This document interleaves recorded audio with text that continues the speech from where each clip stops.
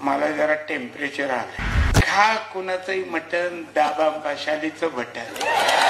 त्यांना काही नीट ऐकू आलं ना, ते म्हणले पोरांना कुठं आणत आहे. आता फुकटात फोन गोड आवाजात एवढं बोलत होते. त्याचबरोबर उपस्थित सर्वच सन्मान्य व्यासपीठ, जास्त वेळ पडणार नाही. मी फिरून फिरून मला जरा टेम्परेचर आलंय आणि मी आलो नसतो तर त्याच्याबद्दल सुद्धा काहीतरी गैरसमज कोणाकडनं ते पसरून तिला गेला असता. म्हणून मी सगळ्यांना सांगितलं, वकील साहेबाला, जाधव वकील साहेबाला, किंवा मी उशिरा येतो काशीद सरांना. आणि खोटं वाटलं तर हे बघा, मी सलाईन घेऊन आलेलो आहे. मगाशी भाऊनं सांगितलं की प्रेमात पडलो. आता माझे लग्न लहानपणीच ठरलेलं असल्यामुळं माझा प्रेम प्रकरणाचा म्हणण्यापेक्षा प्रेमभंगाचा रौप्य महोत्सव झाला. सगळे एकतर्फीन परत लक्षात यायचं.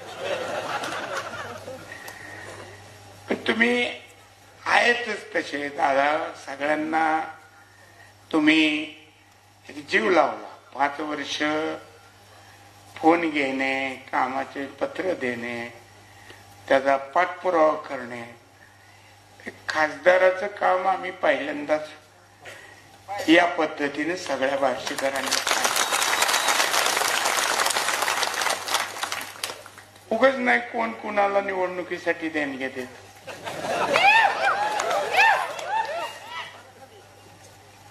ही वेगळी पद्धत आपल्या तालुक्यात बघायला मिळाली आहे. ओमराजेमुळे एकीकडं एवढे घेऊन जा, 2 बोकडं कापा, अशी पद्धत सगळीकडे तालुक्यात चालू आहे. पण इथं उलट आहे. आणि माझं म्हणणं आहे की आपल्याला जरी बोलवलं एखाद्या वेळेस तरी जायला काही हरकत नाही. काय हरकत आहे? खा कुणाचंही मटण, दाबा पाशालीचं बटन.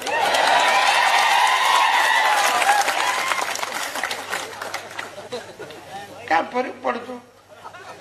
आपण अनेक वेळा जीव पाहुणे रावळ्याला घालत नाही, घालतोच. ओमराजेच्या बाबतीत हा एक क्रांतिकारक बदल आमच्या तालुक्यात झाला आणि त्याच्याबद्दल मी तुमचे आभार मानतो की इथनं कुठल्याही निवडणुकीला जे कुणी उमेदवार वेगवेगळे उभे राहतील त्यांच्या सोयीचा झालेला. ग्रामपंचायत असो, पंचायत समिती असो, झेडपी असो, विधानसभा असो, नगरपालिका असो, खरंच आहे हो की शेवटी कार्यकर्त्याचा पिंड असलेल्या माणसाला संधी कशी मिळणार? आता ते जाऊ द्या, पण आता सगळीकडं 2000 मिळाले का?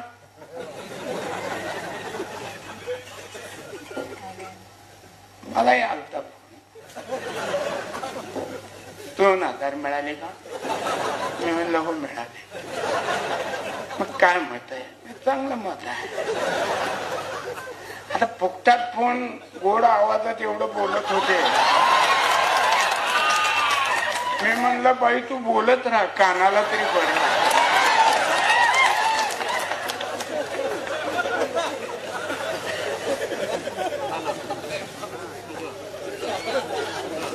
ते 2000, 6000 कशाचे, कुणाचे?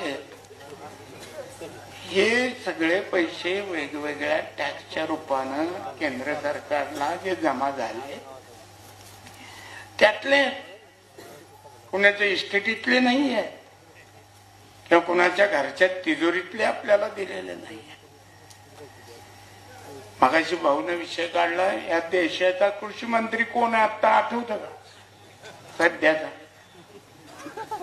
2च माणसं आठवते सध्या तिथली. नाही तसं म्हणून आपण काय करायचं, महेश पदावर आहे त्यांचाही सन्मान राखला पाहिजे. पण नको रे, हा आपलाच आहे, पैसा आपला, हक्क आपला. मी उदाहरण म्हणून सांगतो पवार साहेबांचं. मी पालकमंत्री होतो सोलापूर जिल्ह्यात आणि बागांचं नुकसान झालं. इथं कुसळमची लोक आलेत बघा सगळे, हे गणवा आहे की काय सुयोग आहे, बरीच जण आलेले. आल्याबद्दल आभार, सो खर्चाने आला. मी चाललो होतो शिराळ्याला आणि मला कुसळमला अडवलं आणि म्हणले ते सगळे फळाचं अनुदानाचं जाहीर झालं पण बोरं राहिले. मी त्यांच्यात एकदाच पवार साहेबाला फोन लावला. म्हणलं साहेब हे सगळे फळझाडांचं आलंय पण बोराचं हे काय आलं नाही. त्यांना काही नीट ऐकू आलं नाही. ते म्हणले पोरांना कुठं अनुदान, नवीनच मागणी करायला लागला. मी म्हणलं साहेब पोराचं नाही, बोर बोर BO. अच्छा, अरे हो बर बर, खोटं नाही सांगत ओमराजे. मी परत शिराळ्यावरनं एक तासाभरात परत कुसळमला आल्यावर गाडी अडवली, सांगितलं की आपलं बोर त्याच्यात बसली. कामाची पद्धत आहे आणि त्यांच्याबद्दल येऊन विचारते काय केलंय पवार साहेबांनी महाराष्ट्रात, काय केलंय. नुसती फळबाग योजना रोजगार हमीतनं घेतली. आम्ही सगळे त्या मतदानाला होतो. तरी हजारो एकर फळबागा महाराष्ट्रात लागल्या. देशानं तांदूळ गहू निर्यात केला. निर्यात बंदी त्यांच्या काळात कधीही कुठल्याही याला नव्हती. उद्धव साहेबांनी काय केलं म्हणले घरीच बसले. आता कोरोना काळात त्यांनी फिरून काही जीव गमवायचा होता म्हणजे तुमचं समाधान झालं असतं का? काय मग माणसाने काय बोलावं त्याला, काय आता दरबंदच राहील ना. आता तर काय पातळी हा शब्द सुद्धा नाही, नो लेवल. काही कोणीही उठावं बोलावं, घरी बसले. अरे त्या काळात हे जे टीव्ही चॅनल वाले, तुम्ही नाही तर का टीव्ही चॅनल वाले, ही माहितीचे ती आकडे, ते कुठलं चायना मधले कुठल्या तरी पिक्चर मधले सीन दाखवत होते. ते गाडीतनं थांबवली, पकडली, पडवलं त्याला आग नेलं, भीतीनं माणसं मिली.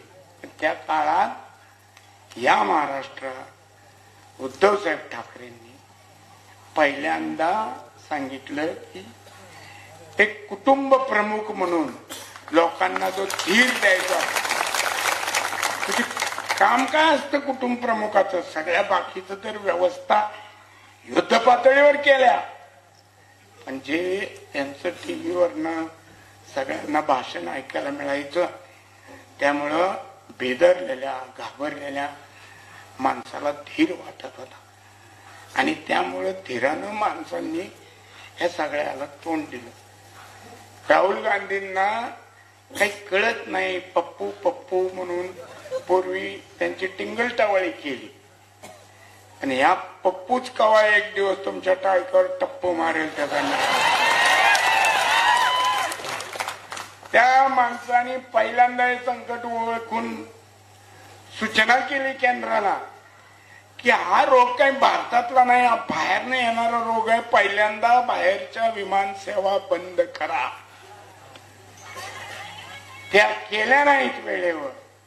त्याच्यामुळं अनेक ह्या आजाराची बाधा झालेली लोक भारतात आली आणि तो रोग पसरला. किती हाल झाले लोकांचे, ते सगळे विसरले.